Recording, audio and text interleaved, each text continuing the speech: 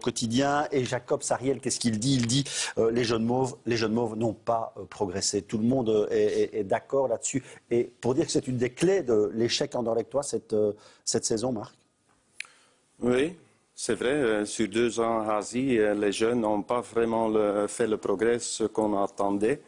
Mais il y a plusieurs choses qui sont pas sur point. Hein. La grinta. La grinta, la mentalité. Bon, ça c'est aussi une responsabilité d'un entraîneur pour quand même, comme on vient de parler de Michel Prudhomme, les 11 joueurs ou les 14 joueurs, ils se battent comme des fous à Anderlecht. Ils ne le font pas dans des moments décisifs. Dans un match comme ça, ils n'étaient pas bien dans la tête, préparés. Ça manque de passion. Mais c'est le match de la dernière chance. Vous l'abordez quand même pas comme ça. C'était un état presque de somnambulisme magnétique, j'ai envie de dire, ce genre de truc. C'est incroyable, quoi.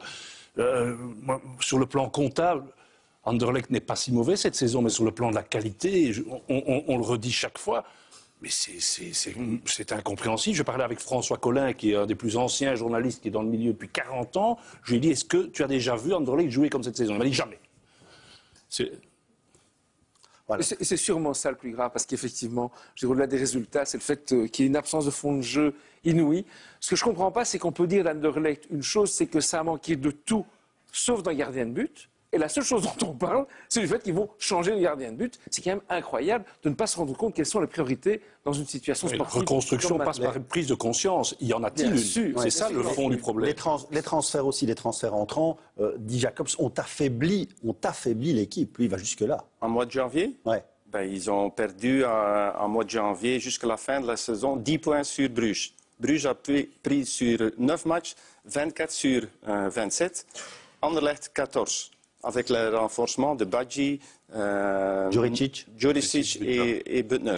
Donc c'est quoi la ligne finalement, Philippe? C'est ça la question. Quelle est la ligne de la direction? Quelle est la ligne de l'entraîneur? Quelle est la motivation des joueurs? Ça fait beaucoup de questions. Il n'y a plus de ligne directrice en fait à Anderlecht. Je crois qu'il y a le Standard a encore joué un mauvais tour à Anderlecht en s'effondrant lors des playoffs il y a 2 ans et demi. Parce qu'après ces playoffs, on n'a pas nécessairement vu clair du côté de la direction. On a donné un contrat longue durée à Asie, on a donné des contrats longue durée à tous les Moji Bayat. Oui, et bon, quand vous avez 17, 18 ans, que vous signez des contrats comme ça de 4 ou 5 ans, il ne peut plus rien vous arriver. Donc il faut, à ce moment-là, vous devez avoir un entraîneur qui vous fasse redescendre les pieds sur terre, quoi. Je veux dire, il y a des attitudes du côté d'Anderlecht qu'on ne verra jamais du côté de la Gantoise, d'Ostende ou du club de Bruges. Et c'est là le problème. C'est une question de mentalité, parce qu'au niveau qualitatif, pour moi, c'est le noyau le plus talentueux de Belgique. Un élément qui n'est pas négligeable, c'est un de nos téléspectateurs qui nous l'envoie et dit le manque d'humilité aussi des Anderlechtois. En citant Bismarck, seule l'humilité conduit à la victoire. Ici, plusieurs extraits de presse. Hein, nous serons champions, on sera champion devant Bruges et Gand. Bruges champion à Diazy encore cette semaine, mais jamais de la vie. Ça, c'est aussi un problème, non? Non, le problème, oui, évidemment, c'est un problème, Michel. Mais quand vous avez l'entraîneur qui dit on va à Bruges pour gagner, et quand on voit ce qu'on voit, et quand on voit ce qu'on voit, il y a quand même, moi je pense qu'il y a une cassure entre certains joueurs et Asie. Mais est-ce que dans ce club, à tous les étages qu'on vient d'évoquer, il y a encore suffisamment de passion? On voyait les images à Bruges, quelque part du soulagement après 11 ans. On se rappelle les images à Gand. La joie d'être champion. On se rappelle encore des images du Standard. Est-ce qu'il y a encore ça en Anderlecht, cette volonté absolue d'être champion? On peut se permettre une année de ne pas être champion. Voilà. C'est vrai. Ils sont trop habitués au succès, en fait.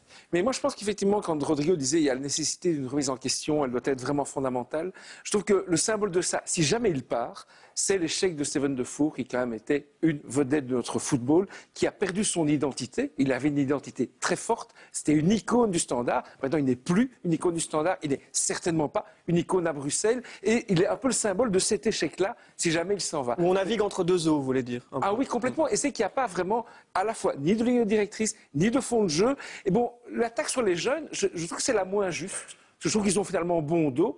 Je veux dire, bon, effectivement, on s'attendait beaucoup à eux, mais je pense que c'est globalement qu'on doit faire tirer les jeunes vers le haut. Mais pour compléter, oui, Marc. Juste là, il faut commencer avec l'entraîneur, hein, parce que la manière comme Anderlecht joue, je ne vois toujours pas la main de Hazi. Vesnik Hazi. Par contre, à Bruges, on voit et à Gand. Justement, on va montrer. Même au stand. On remontre alors une game. image d'hier, Marc, parce qu'il a aussi à la mi-temps un peu joué son va-tout, le tout pour le tout. De nouveau.